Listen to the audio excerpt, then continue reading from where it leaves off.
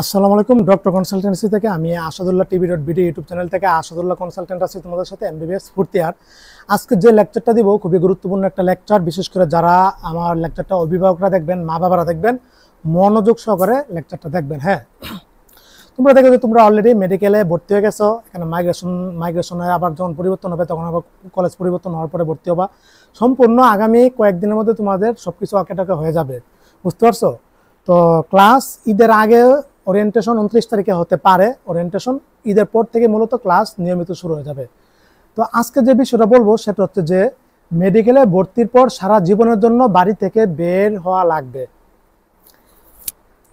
এই যে তুমি এখন বাসায় আসো, তুমি জীবনের এই পর্যায়ে, এই যে তোমার 19 বছর 20 বছর হয়ে গেল, ক্লাস 1 থেকে নিয়ে এই 11 মানে ইয়ার ইন্টার পর্যন্ত তুমি পরিবারের মধ্যে আবদ্ধ ছিলা।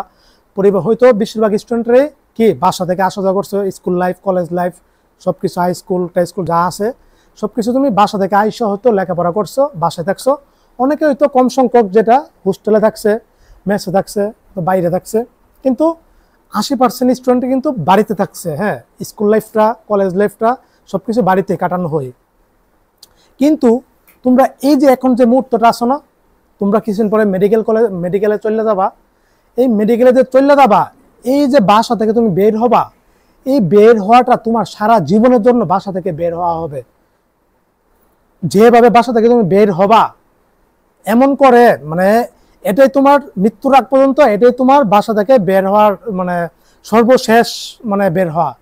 তুমি এতদিন ছাত্র জীবনে, ছাত্র লাইফে তুমি তোমার পরিবারের মা বাবা ভাই বোনদের সাথে যেভাবে বসবাস করছো, যেভাবে চলছো, বসবাস করছো, সবকিছু করছো, সারা জীবনে মৃত্যুর আগ পর্যন্ত এই জিনিসটা তোমার হবে না, আর পারবা না, চাইলে আর পারবা না।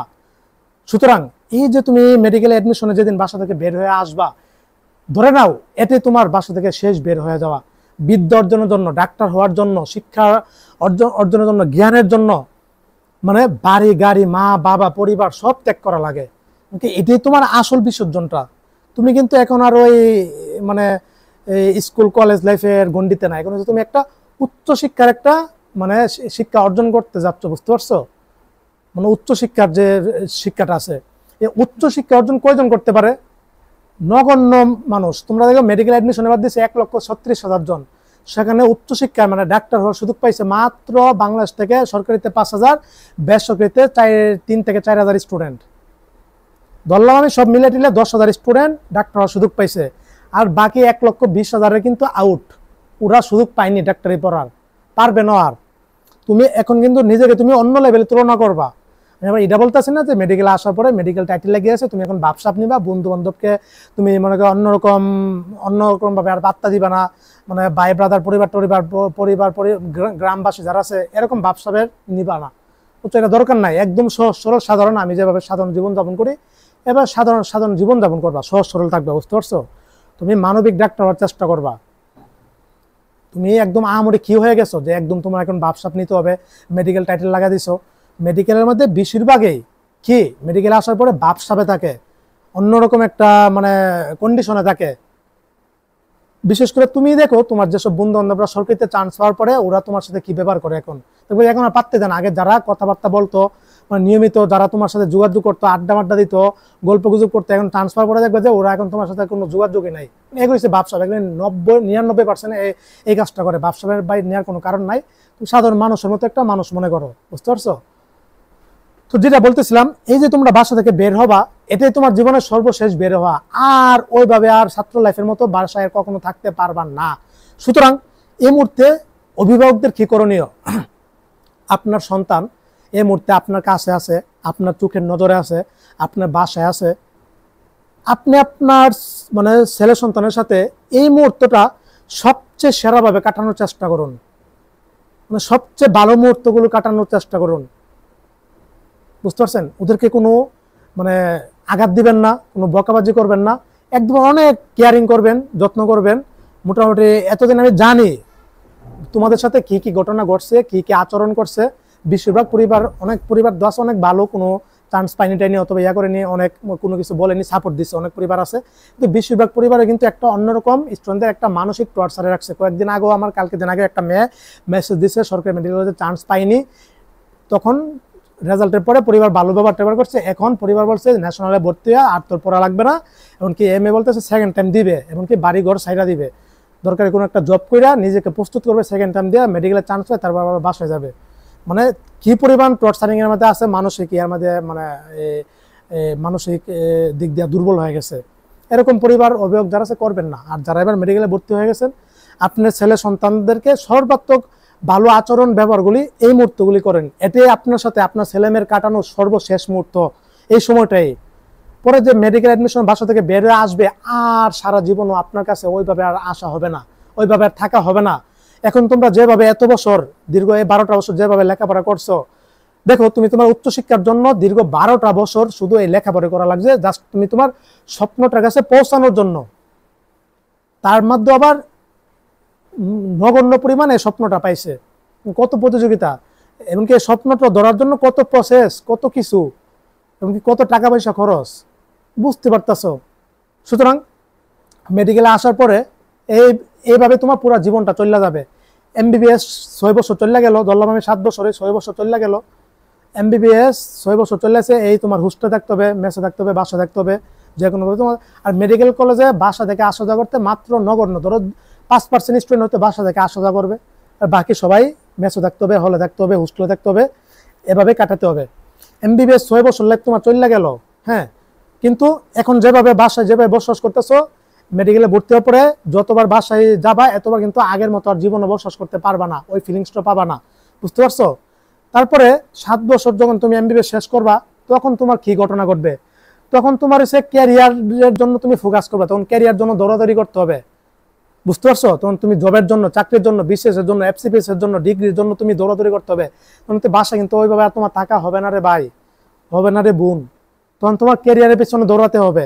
এমবিবিএস লাইফটা শেষ করার পরে তখন ক্যারিয়ার ধরতে হবে, তোমার জব ধরতে হবে, চাকরি করতে হবে, বিসিএস দিতে হবে, এফসিপিএস চান্স হবে, তখন দৌড়াইতে হবে, তখন তুমি বাসায় থাকতে পারবা না। তারপরে ধরো তোমার জব হয়ে গেছে, চাকরি হয়ে গেছে, অথবা ডিগ্রিতে চান্স পাইছো, বিসিএস এ চান্স পাইছো, বাড়ি ছাড়া থাকতে হবে। তারপরে তোমার কি করবে, ক্যারিয়ার, এখন তো তোমার সংসার করতে হবে, বিয়ে করতে হবে। তুমি বিয়ে করে ফেললা, এই যে বিয়ে করে ফেললা, এখন তোমার যারা মেয়ে আসো সংসারে চলে যেতে হবে, শ্বশুর বাড়ি চলে যেতে হবে, জামাইয়ের বাসায় চলে যেতে হবে।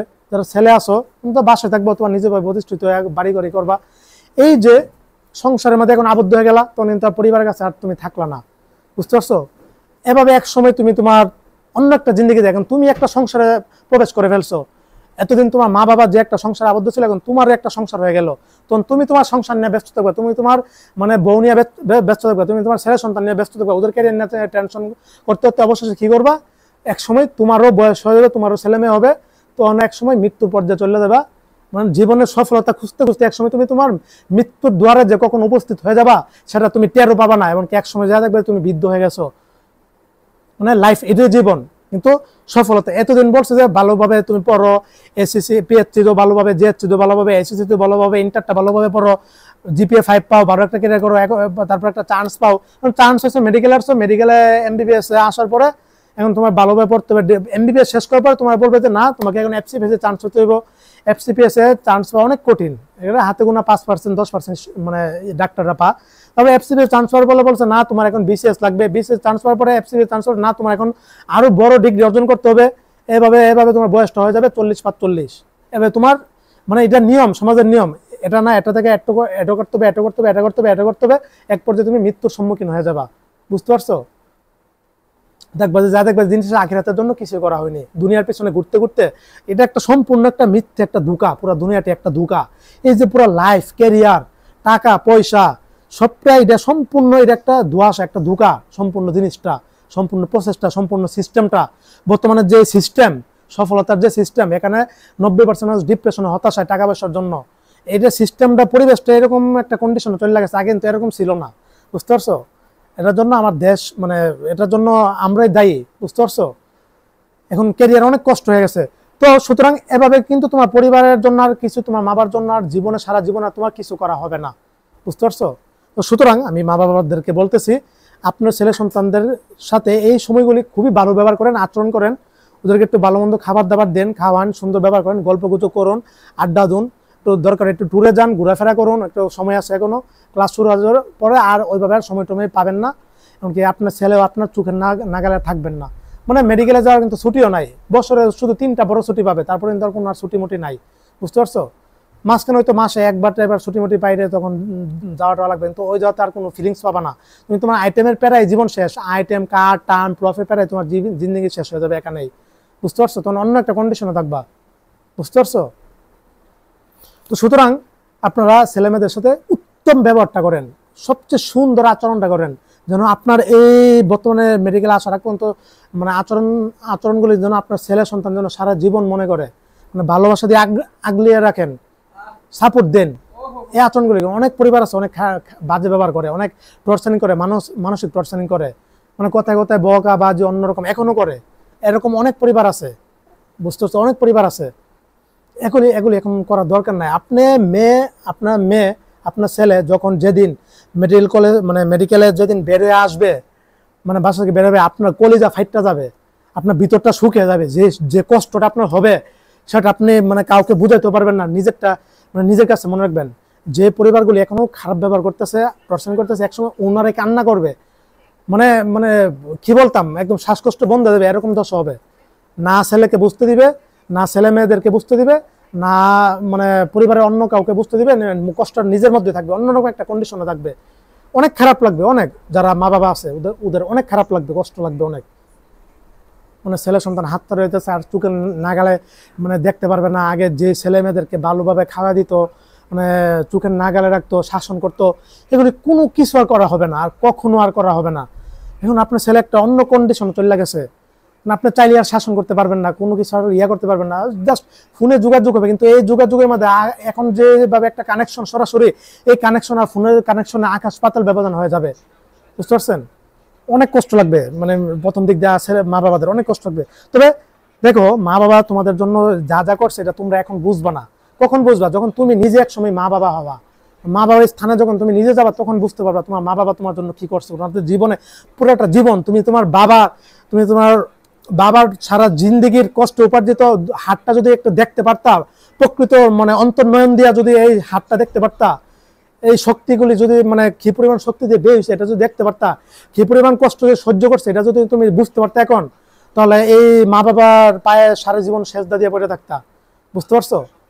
এই তোমার মা সারাটা জীবন এই বিয়ের পর থেকে, তোমার বাবার সংসারে আসার পর থেকে, এই যে চুলার আগুনে যে জ্বলতেছে, আজ পর্যন্ত জ্বলতেছে, মৃত্যুর আগ পর্যন্ত জ্বলতে থাকবে আগুনে, চুলার আগুনে তোমার জন্য এই যে 3 বেলা রান্না করতেছে, এই যে কষ্টটা, এটার জিনিসটা তুমি এখন বুঝবা না। যখন তুমি নিজে এই মায়ের স্থানে মর্যাদা আসবা, তখন তুমি বুঝতে পারবা এই জিনিসটা। মা বাবারা আসলে সন্তানদের জন্য মানে মানে সারাটা জীবন মনে করে সর্বাত্মক বিসর্জন দেয়, বুঝতে পারছো? এটা তোমরা ছেলেমেয়েরা এখন বুঝবা না, বুঝতে পারছো? তো যারা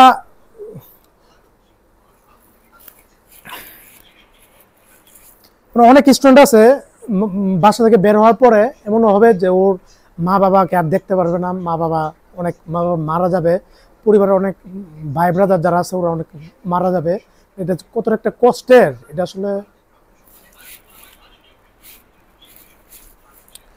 আসলে বলার ভাষা নাই। তখন তুমি তোমার পরিবারের সাথে থাকতে পারবে না। মানে অনেক পরিবার আছে মেডিকেল আসার পরে হুটহাট করে বাবা মারা ইন্তেকাল করবে, মা ইন্তেকাল করবে।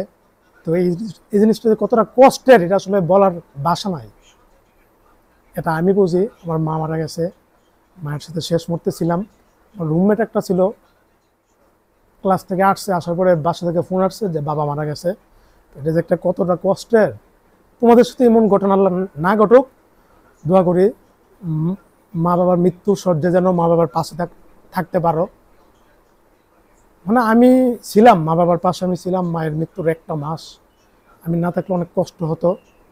মায়ের জীবনের সর্বশেষ সময়গুলিতে 1টা মাস আমি আমার মায়ের পাশে ছিলাম। যখন কেমোথেরাপি চলতেছিল, সম্পূর্ণ ট্রিটমেন্টটা আমি করেছিলাম আমার নিজের অর্থ দিয়ে, বাইদের কাছ থেকে টাকা পয়সা না, নিজের সর্বাত্মক শ্রেষ্ঠ কেমোথেরাপিটা দিয়েছিলাম, ফ্রান্সের কেমোথেরাপি। মায়ের নাগালে ছিলাম। মায়ের মৃত্যুর আগ পর্যন্ত, শেষ দিন পর্যন্ত, শেষ রাত্রি পর্যন্ত মায়ের পাশে ছিলাম, হেল্প করেছি, সাপোর্ট করেছি। তো ভাবতেছিলাম যে আসলে লাইফটা কিছুই না, জীবনের মা চলে আসে আর কখনোই পাবো না। ঠিক তোমাদের সাথে এমন ঘটনা না ঘটুক। তোমরা মেডিকেলে আসার পরে অনেক সময় এবং ক্যারিয়ার লাইফে যখন ঢুকে যাবা, যখন সংসারের লাইফে ঢুকে যাবা, তখন মা বাবাকে যখন হঠাৎ করে হারিয়ে ফেলবা, তখন বুঝতে পারবা কষ্টটা।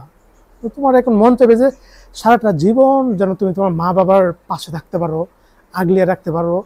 দেখো বর্তমান সমাজে ডাক্তার হওয়ার পর এই যে নিউজ তৈরি হয় যে বাবা মা বৃদ্ধাশ্রমে, গত 1 মাস আগে একটা নিউজ তৈরি হয়েছে, পরিবারের চারজন থেকে 2জন ইঞ্জিনিয়ার, 2জন বড় ডাক্তার তৈরি হয়েছে, কিন্তু বাবা বৃদ্ধাশ্রমে, ওরা আমেরিকা বসবাস করে, বাবার কোনো খরচ টরচ দূরের কথা, কোনো খোঁজ খবর নেয় না। এরকম করবা না কখনো, বুঝতে পারছো? কিন্তু আমাদের সমাজ পরিস্থিতি এরকম করে ফেলে। তুমি যে সংসার ঢুকবা, তখন তোমার বউয়ের কারণে তুমি তোমার মা বাবাকে বিচ্ছেদ করে দিবা, মা বাবাকে তাকাবা না, খরচ দিবা না, এটা বাস্তব। কষ্ট দিবা মা বাবাকে তুমি তোমার একজন মেয়ের কারণে, একজন বউয়ের কারণে, বুঝতে পারছো? তুমি তোমার মেয়েদের বলছে, তুমি তোমার জামাইয়ের কারণে তুমি তোমার মা বাবাকে ওইভাবে দেখতে পারবা না। ছেলেদেরকে বলছি, তুমি তোমার বউয়ের কারণে তুমি তোমার মা বাবাকে ওইভাবে দেখবা না, সাপোর্ট করবা না, এরকম করবা না, বুঝছো? মা বাবা দুনিয়াতে আছে, ওনাদের মতো আসলে কেউ হতে পারে না, বুঝছো? মা বাবার মতো আসলে দুনিয়াতে আপন কেউ নাই, সবাই পর, দুনিয়ার সবাই পর, বুঝছো? একমাত্র রিয়েল মা বাবা, মা আর বাবাই একমাত্র আপন বন্ধু, একমাত্র মা আর বাবাই তোমার তোমার জন্য সবকিছু করবে। এ মা জীবনে 3টা মানুষকে ভালোবাসা কষ্ট কষ্ট কষ্ট পেতে হয় না। 3টা মানুষকে ভালোবাসা বাদে তুমি যাকে ভালোবাসবে তার কাছ থেকে বড় ধরনের কষ্ট পাবা। এক আল্লাহ তাআলাকে, তোমার সৃষ্টিকর্তাকে ভালোবাসা কখনো কষ্ট পাবা না। এক মা আর বাবাকে ভালোবাসা কখনো কষ্ট পাবা না। সুতরাং ওদেরকে ভালোবাসো। ভালো যদি বাসতে হয় তাহলে প্রকৃত ভালোবাসা এই 3জন ব্যক্তির জন্যই হোক। এক আল্লাহ তাআলা সৃষ্টিকর্তাকে, আর 2 মা আর বাবাকে ভালোবাসো। এটাতে প্রকৃত সুখ পাবা, প্রকৃত আনন্দটা পাবা। আর জগতে কাউকে আর ভালোবাসার দরকার মনে করি না আমি। সুতরাং এই সময়গুলি তোমরা মা বাবার সাথে ভালো ব্যবহার করো, অভিভাবকরাও ভালো ব্যবহার করো। তো এই ছিল, আপনারা ওদেরকে অনেক টেক কেয়ারিং, যত্ন করবেন, সাপোর্ট দিবেন, ভরসা দিবেন। জীবন মৃত্যু ক্যারিয়ার, এটাই জীবন। একসময় লেখাপড়া করতে করতে একসময় ক্যারিয়ার চলে যাবে, বিয়ে শাদী করবে, একসময় অবশ্যই মৃত্যুর দ্বারে হাজির হবে। জিন্দিগিটা এখানেই শেষ হয়ে যাবে পৃথিবীতে, এই পৃথিবীতে আর কখনো ফিরে হবে না। তখন আরেক জিন্দিগি শুরু হবে। ভালো থাকো, সুস্থ থাকো, সকলের জন্য অনেক অনেক শুভকামনা রইল। আসসালামু আলাইকুম ওয়া রাহমাতুল্লাহি ওয়া বারাকাতুহু।